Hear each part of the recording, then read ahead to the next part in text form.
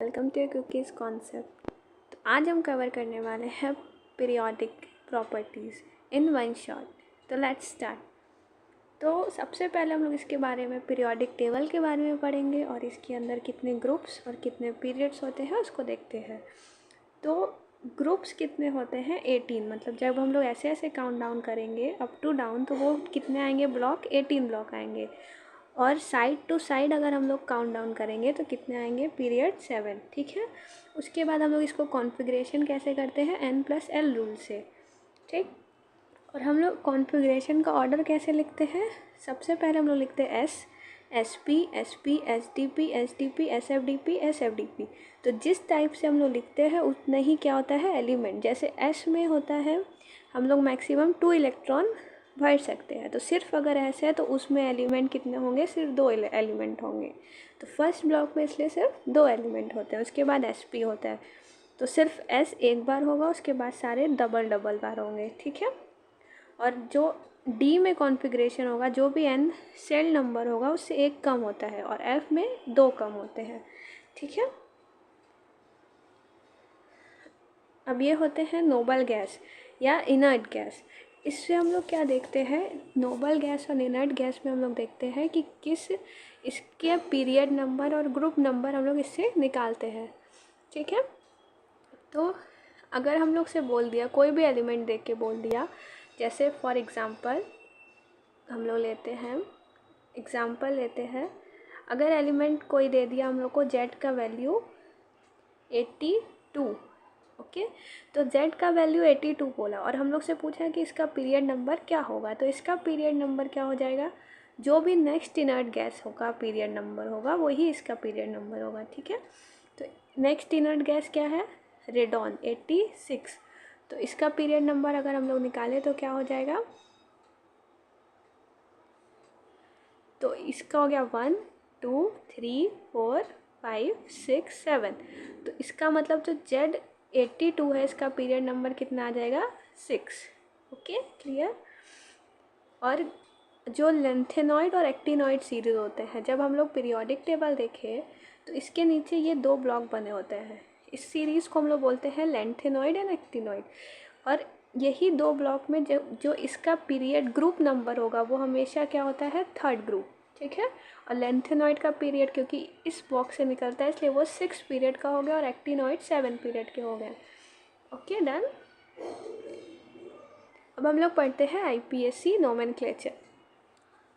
तो IPSC nomenclature में हम लोग क्या करते हैं कि जो भी हम लोग का, जैसे कोई भी नंबर दे दिया हम लोग को कि हम लोग को नाम बताओ इस एलिमेंट का नाम, आईयूपीएससी के अकॉर्डिंग क्या होगा। जैसे हम लोग को 101 दे दिया सपोज़। ठीक है। तो इस एलिमेंट का नाम हम लोग आईयूपीएससी से कैसे निकालते हैं, हम लोग लिख सकते हैं nil, un, bi, tri, quad, pent, hex, hept, oct, N.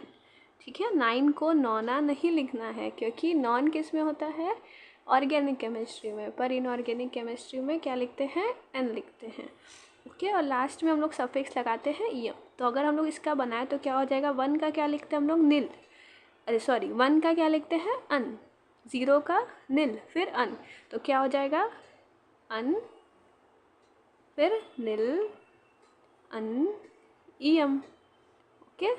तो इस तरीके से हम लोग आईयूपीएससी नेम कंप्लीट करते हैं।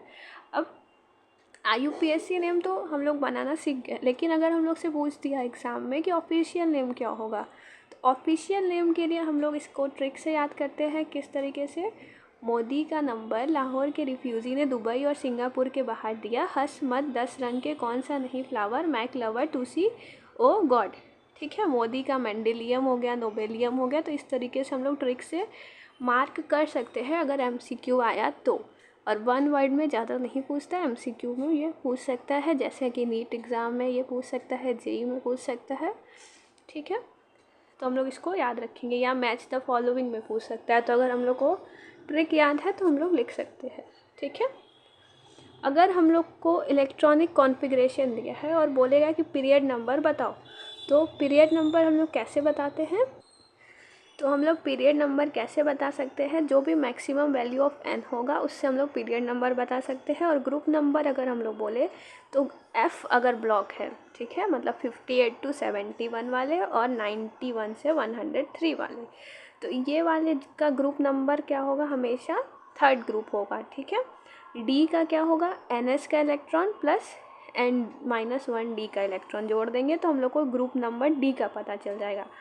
P का 12 कर प्लस कर देंगे NP इलेक्ट्रॉन में और S में NS इलेक्ट्रॉन हो जाएगा। तो ये जनरल है, एक बार आप रीड कर लेंगे तो इसको समझ आ जाएगा, ठीक है।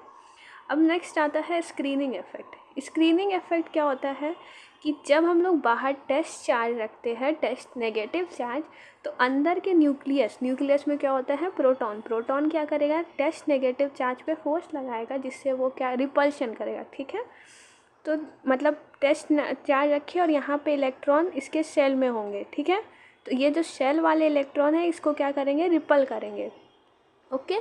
तो जब शेल वाले इलेक्ट्रॉन इसको रिपेल करेंगे तो वो जो इफेक्ट होता है उसको बोलते हैं स्क्रीनिंग इफेक्ट, ठीक। तो सबसे ज़्यादा स्क्रीनिंग इफेक्ट होता है S, फिर P, फिर D और F। और ये बहुत इंपॉर्टेंट ऑर्डर है क्योंकि ये बहुत बार पूछ चुका है एग्ज़ाम में और पूछता भी रहता है। और इसी से हम लोग आगे आयनाइजेशन एनर्जी, इलेक्ट्रॉन नेगेटिविटी भी देखते हैं क्योंकि ये भी एक फैक्टर होता है। तो अगर हम लोग बोले S का सबसे ज़्यादा क्यों है, क्योंकि S सबसे छोटा सा है, सर्कल गोल शेप में है, ठीक है, स्पेरिकल शेप का होता है सबसे छोटा। तो सबसे छोटा इसका मतलब ये सबसे ज़्यादा क्या करेगा, फोर्स लगाएगा, इलेक्ट्रॉन को रिपल करेगा, ठीक है। नेक्स्ट टॉपिक आता है जेड इफेक्टिव। अब जेड इफेक्टिव क्या होता है कि इफेक्टिव न्यूक्लियर चार्ज कितना लग रहा है, मतलब कितना उसमें अट्रैक्शन लग रहा है, जेड इफेक्टिव होता है। तो total attraction minus total repulsion को बोलते हैं जेड इफेक्टिव। मतलब जैसे अगर अंदर जो पॉजिटिव चार्ज है वो तो नेगेटिव को अट्रैक्ट करेगा, लेकिन जो शेल वाले इलेक्ट्रॉन है वो तो रिपल करेंगे। तो एग्जैक्टली कितना अट्रैक्ट और कितना रिपल हो रहा है इसके ऊपर, उससे हम लोग निकालते हैं किससे, जेड इफेक्टिव से, ठीक है। तो अगर हम लोग पीरियोडिक टेबल में लेफ़्ट टू राइट जाते हैं तो क्या होता है, जेड इफेक्टिव क्या होता है, बढ़ता है, क्योंकि जो शेल नंबर है वो तो सेम है, शेल नंबर सेम मतलब छोटा है तो वो अट्रैक्ट करते जाता है, इलेक्ट्रॉन बढ़ते जा रहा है तो वो अट्रैक्ट बढ़ेगा, तो जेड इफेक्टिव भी बढ़ेगा, मतलब अट्रैक्शन। जेड इफेक्टिव मतलब इफेक्टिव कितना अट्रैक्शन हो रहा है। और जब हम लोग टॉप टू बॉटम जाते हैं तो एन नंबर ऑफ शेल क्या होता है, कौन मतलब इंक्रीज़ करता है, जिसके वजह से जेड इफेक्टिव क्या होता है, कांस्टेंट रहते हैं। नेक्स्ट टॉपिक है एटॉमिक रेडियस। एटॉमिक रेडियस मतलब क्या होता है, हम लोग इस तरीके से एटॉमिक रेडियस नहीं निकाल पाते हैं। तो एक हम लोग दो एटम के बीच का जो दूरी है उससे हम लोग क्या करते हैं, एटॉमिक रेडियस को कैलकुलेट करते हैं, ठीक है। तो अगर हम लोग बोले तो हम बताएं अभी कि जब हम लोग लेफ़्ट टू राइट जाते हैं तो क्या होता है, हम लोग का शेल नंबर कांस्टेंट होता है और इलेक्ट्रॉन बढ़ते जा रहे हैं, इलेक्ट्रॉन बढ़ते जा रहे हैं तो अट्रैक्शन करेंगे, ठीक है। तो अट्रैक्शन करेंगे तो छोटा होगा, इसका मतलब एटॉमिक रेडियस कम होगा। और जब टॉप टू बॉटम जाते हैं तो नंबर ऑफ़ शेल इंक्रीज़ करते हैं जिसकी वजह से एटॉमिक रेडियस इंक्रीज़ हो जाता है, क्लियर। उसके बाद अगर हम लोग देखें तो सबका क्या होता है, एटॉमिक रेडियस के लिए जनरल यही रूल है, ठीक है। बस एक एक्सेप्शन होता है ग्रुप 13 वाले। ग्रुप 13 वाले में एक्सेप्शन क्यों हो जाता है, गैलियम पहले आ जाता है एल्युमिनियम के, क्यों, मतलब एटॉमिक रेडियस गैलियम का क्या होता है, छोटा हो जाता है एल्युमिनियम के कंपैरिजन में, क्योंकि गैलियम में first time 3D electron enter किया था जिसकी वजह से इसका एटॉमिक रेडियस क्या हो जाता है, छोटा हो जाता है, ठीक है। नेक्स्ट आयनाइजेशन एनर्जी, तो नाम ही है जैसे आयनाइजेशन एनर्जी। तो आयनाइजेशन एनर्जी क्या होता है कि कोई भी आइसोलेटेड गैसियस एटम से अगर हम लोग मिनिमम एनर्जी जिससे हम लोग इलेक्ट्रॉन क्या कर रहे हैं, रिमूव कर रहे हैं, उसको बोलते हैं हम लोग आयनाइजेशन एनर्जी। तो अगर हम लोग को उसके अंदर से इलेक्ट्रॉन निकालना है तो हम लोग को एनर्जी देना पड़ेगा, इसके वजह से ये क्या होता है, एंडोथर्मिक प्रोसेस होता है, ठीक है।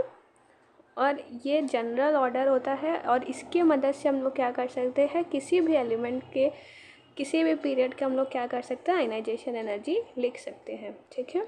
तो यहाँ पे अगर हम लोग देखें तो ये तो नॉर्मल चल रहा है, एक यहाँ पे अंतर हुआ, क्यों, क्योंकि यहाँ पे Np3 है और Np4 पहले आ गया, क्योंकि Np3 में क्या होता है, P में 3 बॉक्स होता है, ठीक है। तो इसका 3 बॉक्स में इसका मतलब हाफ फिल्ड हो जाता है, जिसकी वजह से इसका आयनाइजेशन एनर्जी ज़्यादा हो जाता है। और एक सबसे ज़्यादा किसका होता है, फुली फिल्ड वाले का, ठीक है। और देखा जाए तो अगर हम लोग टॉप टू बॉटम जाते हैं तो नंबर ऑफ शेल बढ़ेगा, साइज़ बढ़ेगा, तो ईज़िली इलेक्ट्रॉन निकाल देगा, जिसकी वजह से आयनाइजेशन एनर्जी कम हो जाएगा, एनर्जी कम देना पड़ेगा इलेक्ट्रॉन निकालने के लिए। अब ये जनरल हम लोग एलिमेंट का देख लेते हैं। तो सबसे ज़्यादा किसका होता है, फ्लोरीन। क्लोरीन, एक मिनट, ठीक है। तो फ्लोरीन का, क्लोरीन, ब्रोमीन, फिर आयोडीन हो गया। इसी तरह लिथियम का सबसे ज़्यादा, क्योंकि वो सबसे छोटा है, फिर सोडियम, फिर पोटेशियम और रूबिडियम हो गया, ठीक है। हाँ, फिर नाइट्रोजन, फॉस्फोरस, आर्सेनाइड और sp हो गया, ऑक्सीजन, सल्फर, सेलेरियम, टेलोरियम। ओके, ये जनरल ऑर्डर है, इसको एक बार आप लोग देख लीजिएगा। नेक्स्ट होता है 13 ग्रुप और 14 ग्रुप का हम लोग देख लेते हैं। कुछ एक्सेप्शन होता है, तो इसमें हम लोग याद कर सकते हैं नॉर्मल क्या, बीत गई या बात गई से, ठीक है। और इसमें नॉर्मल चलता है, बस पीबी का क्या होता है, एसएन की जगह पीबी लेड का ज़्यादा हो जाता है आयनाइजेशन एनर्जी, क्योंकि इसमें एफ का इलेक्ट्रॉन आता है, जिसकी वजह से एक्टिनॉइड कॉन्ट्रैक्शन हो जाता है, ठीक है। नेक्स्ट है इलेक्ट्रॉन गेन एंथैल्पी।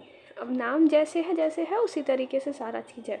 तो इलेक्ट्रॉन गेन एंथैल्पी क्या होता है कि किसी भी आइसोलेटेड एटम में हम लोग अगर इलेक्ट्रॉन डालते हैं तो वो कितना एनर्जी रिलीज़ करता है, ठीक है, जब भी, तो उसको हम लोग बोलते हैं इलेक्ट्रॉन गेन एंथैल्पी। तो न्यूट्रल एटम अगर है, किसी भी न्यूट्रल एटम है या पॉजिटिव चार्ज वाला एटम है, मतलब कैटायन है, तो उसका एंथैल्पी क्या हो जाएगा, वो हमेशा एक्सोथर्मिक होगा, मतलब वो हमेशा इलेक्ट्रॉन जब हम लोग डालेंगे तो वो एनर्जी रिलीज़ ही करेगा।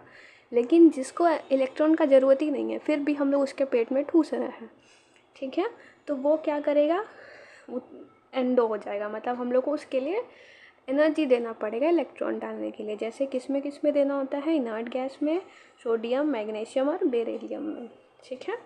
तो ये जनरल अगर हम लोग ऑर्डर देखें तो सबसे ज़्यादा किसका, मतलब इलेक्ट्रॉन जो लेना ही नहीं चाहेगा वो कौन है, नोबल गैस। तो इसीलिए हम लोग नियॉन को सबसे पहले रख दिए, ठीक। उसके बाद अभी हम लोग बताए क्या, मैग्नीशियम और बेरिलियम भी नहीं लेना चाहते हैं तो बेरिलियम को रख दिए, ठीक। और फिर नाइट्रोजन क्या होता है, 2p3 कॉन्फ़िगरेशन, मतलब हाफ फिल्ड होता है, इसके वजह से ये भी नहीं लेना चाहेगा क्योंकि इसका कॉन्फ़िगरेशन ख़राब होगा, तो ये भी फिर रख दिए हम लोग। और उसके बाद नॉर्मल चल दो, boron, lithium, carbon, oxygen and fluorine, ठीक है। और ये भी हम लोग इसी तरीके से ऑर्डर लिखे हैं। अगर हम लोग बात करें इसका और इसका, तो इसमें अगर हम लोग देखें तो इलेक्ट्रॉन गेन कौन अच्छे से कर पाएगा, जिसके पास अच्छा जगह हो, ठीक है, और जिसका इलेक्ट्रोनेगेटिव भी ठीक ठाक हो।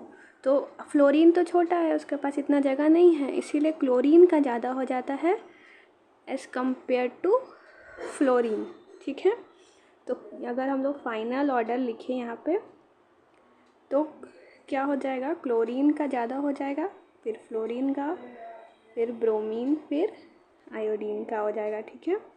और इसमें भी इस तरीके से ऑर्डर चलेगा। ऑक्सीजन सबसे पीछे चला जाएगा क्योंकि ऑक्सीजन क्या है, छोटा है, जिसकी वजह से इलेक्ट्रॉन को नहीं रख पाएगा। नेक्स्ट है इलेक्ट्रोनेगेटिविटी।